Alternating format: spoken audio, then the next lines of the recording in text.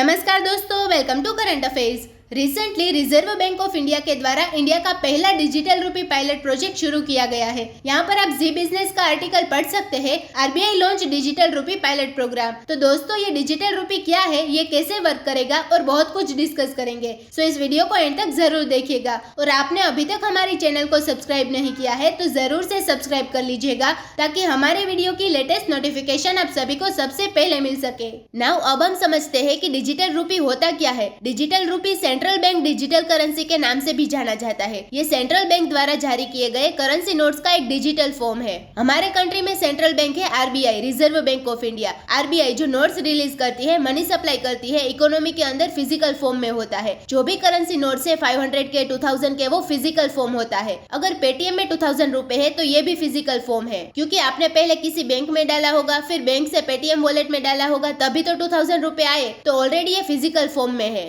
लेकिन ये जो डिजिटल रूपी है, इसका कोई फिजिकल फॉर्म नहीं होगा, सिर्फ डिजिटल फॉर्म ही होगा। आरबीआई डिजिटली पैसे को बना रही है और उसको इकोनॉमी के अंदर रिलीज कर दे रही है। इसी को CBDC, central bank digital currency कहा जाता है। नॉर्मली हम जिस तरीके से ट्रांजैक्शन करते हैं, ट्रांसफर करते हैं, उसी तरह से कर पाएंगे, लेकिन ये सब कुछ डिजिटल फॉर्म में होगा। बजट 2022 में हमारे फाइनेंस मिनिस्टर ने अनाउंस कर दिया था कि रिजर्व बैंक ऑफ इंडिया इसी साल में लॉन्च करेगी डिजिटल करेंसी, और फाइनली इसको लॉन्च कर दिया गया है। और इंडिया में दो टाइप के डिजिटल करेंसी आपको देखने को मिलेंगे। एक तो है रिटेल वाला डिजिटल रूपी, इसे सभी लोग यूज कर पाएंगे। रूपी के सामने आर लगा दिया तो ये रिटेल ट्रांजैक्शन के लिए है। और दूसरा होलसेल वाला डिजिटल रूपी, इसे सिर्फ आरबीआई द्वारा जो सिलेक्टेड फाइनेंशियल इंस्टीट्यूशन है वही ट्रांजैक्शन कर पाएंगे। रूपी के सामने डब्ल्यू लगा दिया तो ये होलसेल ट्रांजैक्शन के लिए है। आरबीआई ने कहा था कि जो डिजिटल रूपी लॉन्च कर रहे हैं वो होलसेल सेगमेंट के लिए कर रहे हैं। होलसेल सेगमेंट के लिए मतलब कि इंडिया में जो बैंक है जिनको आरबीआई ने सिलेक्ट किया है कि यही कुछ बैंक इसमें ट्रांजैक्शन कर सकेगी, 9 बैंकों को सिलेक्ट किया गया है। Bank of India, bank of Baroda, union bank of India, HDFC bank, ICICI bank, Kotak Mahindra bank, yes bank, IDFC first bank and HSBC. ये 9 बैंक होलसेल में ट्रांजैक्शन कर पाएगी। मतलब कि जो गवर्नमेंट सिक्योरिटीज में जो ट्रांजैक्शन होते हैं वो कर सकेंगे। गवर्नमेंट द्वारा कई सारे बॉन्ड्स जारी किए जाते हैं, जिन्हें हम गवर्नमेंट बॉन्ड्स कहते हैं, गवर्नमेंट सिक्योरिटीज कहते हैं। तो जब भी बैंक गवर्नमेंट सिक्योरिटीज खरीदता है तो उसका पेमेंट डिजिटल रूपी के माध्यम से कर सकेगा।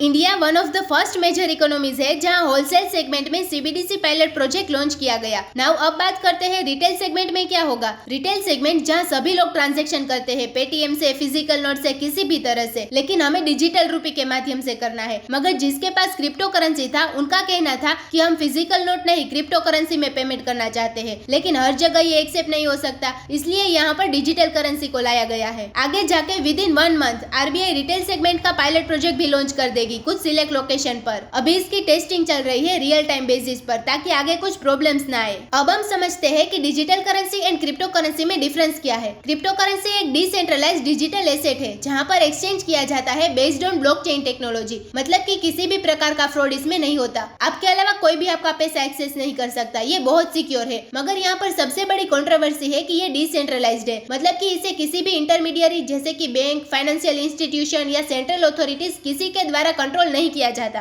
तो यहाँ पर अगर किसी का कंट्रोल नहीं रहेगा तो बहुत बड़ी समस्या हो जाएगी। इसी वजह से यहाँ पर डिजिटल करेंसी लाया गया। ये डिजिटल फॉर्म में लीगल टेंडर की तरह होगा। डिजिटल रूपी बिटकॉइन, इथेरियम से डिफरेंट है, क्योंकि ये गवर्नमेंट द्वारा बैक की जाती है। अगर किसी ने बिटकॉइन 1 साल पहले लिया हो और आज के टाइम पे बिटकॉइन के प्राइस देखे तो तेजी से गिर चुका है। हमारे नॉर्मल करेंसी के प्राइस इतने तेजी से नहीं गिरते। आरबीआई ने यहाँ पर बहुत सारा कंसर्न बताया है, क्योंकि आरबीआई का क्रिप्टो करेंसी के ऊपर कंट्रोल नहीं होता है। इसकी वजह से money laundering, terror financing and tax evasion, ये सब कुछ देखने को मिलता है। अब देखते हैं कि डिजिटल करेंसी का बेनिफिट क्या है। इससे ट्रांजैक्शन कॉस्ट काफी कम होगा। एक डिजिटाइज्ड करेंसी होने से गवर्नमेंट के लिए ऑथोराइज्ड नेटवर्क के भीतर होने वाली सभी ट्रांजैक्शंस एक्सेस आसान हो जाएगी। डिजिटल रूपी आरबीआई के कंट्रोल में है, इसलिए सब कुछ वो ट्रैक कर सकेगी कि कितना पैसा इंडिया में आ रहा है, कितना पैसा इंडिया से बाहर जा रहा है। और गवर्नमेंट के पास भी रिकॉर्ड रहेगा कि मार्केट इकोनॉमी के अंदर कितना पैसा है और बजटिंग कैसे करना है, पॉलिसी कैसे बनानी है। ये सब प्लानिंग करना बहुत इंपॉर्टेंट है। और फिजिकल करेंसी आपने कई बार देखा होगा, डैमेज हो जाती है, टूट जाती है, लेकिन डिजिटल करेंसी में ऐसा नहीं होगा, क्योंकि वो डिजिटल फॉर्म है। और फिजिकल नोट्स बनाने में खर्च लगता है, जो डिजिटल करेंसी में ये नहीं होगा।